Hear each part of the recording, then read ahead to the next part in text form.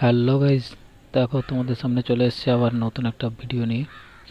তো আজকে দেখো কি অবস্থা হয়েছে আমার বাইকের। প্রো ওয়্যারিংয়ের যে রুটটা ছিল পুরো একদম শেষ শেষ করে দিয়েছে একদম।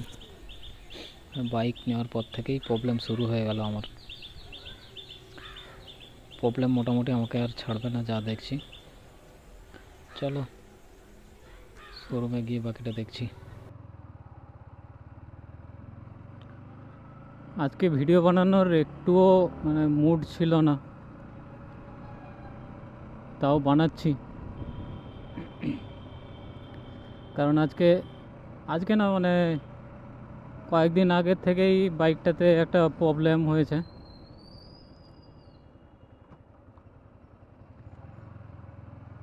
সেই জন্যে খুব খারাপ লাগছে, বলতেও খুব খারাপ লাগছে, কারণ বাইকটা এখনও মানে একদমই নতুন। সবে মাত্র 5 মাস হয়েছে, সবে মাত্র 5 থেকে 5.5 মাস হবে, এখনও 6 মাসও হয়নি। তো বাড়িতে থাকে বাইকটা, আর এর যে সেন্সারের যে ওয়্যারিংগুলো আছে ইঁদুরে পুরো কেটে একদম ফাঁকা করে দিয়েছে। আর আমি প্রথমে বুঝতে পারিনি, তারপরে হঠাৎ দেখলাম এখানে সব ইঞ্জিনের লাইট, তারপর টিসিএস যেগুলো টিসিএস আছে, আর এবিএসের যে লাইটটা আছে ওটা দেখছি জ্বলে আছে।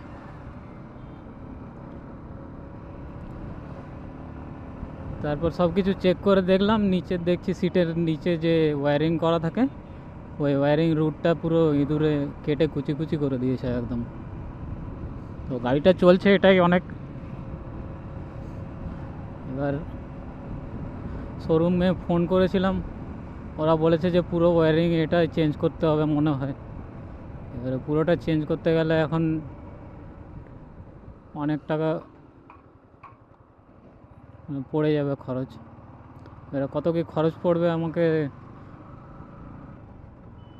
সব জানতে হবে, কারণ তাই আমি যাচ্ছি আজকে, দেখি ওরা কি বলে।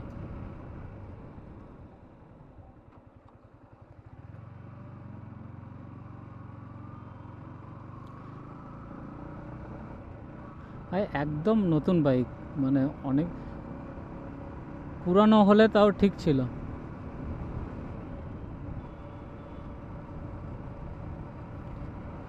এতটা খারাপ লাগছে কি বলবো, কিছু বলার নেই আর।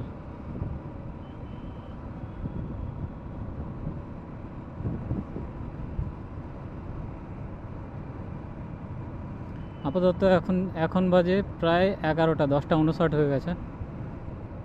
আমি এখন যাব শোরুমে। শোরুমে গিয়ে দেখাই আগে কি বলে ওরা, দেখি।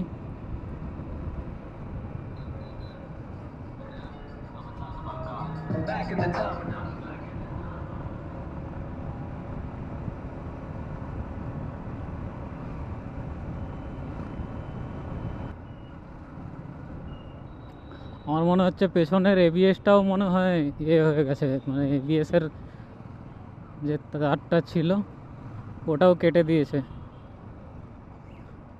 পেছনের এবিএস মনে হচ্ছে কাজ করছে না, আর সব মোটামুটি কাজ করছে দেখছি। আগের এবিএসটা মোটামুটি কাজ করছে, পেছনেরটা কাজ করছে নাকি বুঝতে পারছি না, মনে হচ্ছে কাজ করছে না।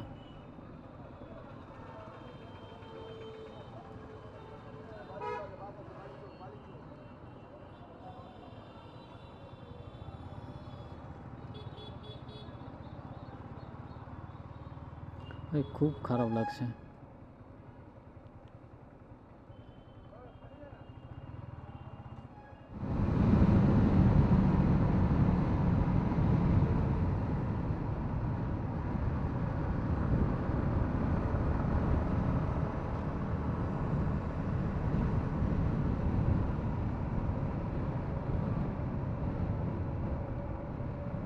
সামনেই শোরুম, তো আমাকে এখান থেকে ইউটার্ন নিতে হবে।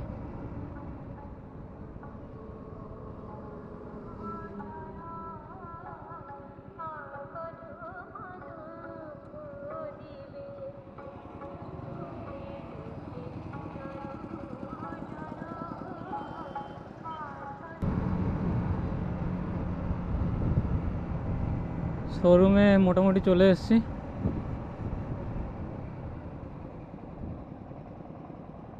এখানে গিয়ে দেখি কি বলতে চাইছে এরা।